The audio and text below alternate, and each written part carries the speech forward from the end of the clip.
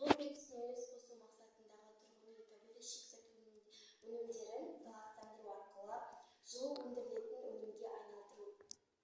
Бұдан бөлек салауатты өмір салтын қалыптастыратын тұрғындардың сұранысына сай, заманға лайықты тұрғын үй құрылысын көпшілікке ұсыну.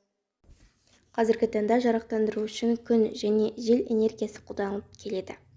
Біз осы бағытта экологиялық таза өнімді малдың тезегін бөшкеге жинап, арнайы ашыту арқылы азайған уақытта толтырылып отыруды жүзеге асырамыз. Бұл дайындаған табиғи өнімдер газды қосылыстар арнайы түтікше арқылы бөшкеге жинап, бөшкелерден қондырғылар арқылы үйге жіберіледі. Үйді отындық түрде қамтамасыз ету, қарапайым құрылғылардың құрылысы сияқты табиғи шикізаттан алынған өнімді кәдеге жарату. Осылайша, табиғи шикізаттан алынған өнімді кәдеге жарата отырып, тұрғындар өздерінің жылумен жарықты қамтамасыз ете алады.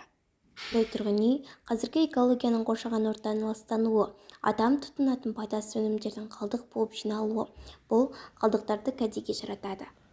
Халық үшін тиімді, шынайы қалған қалдықты пайдалану болып негізделеді.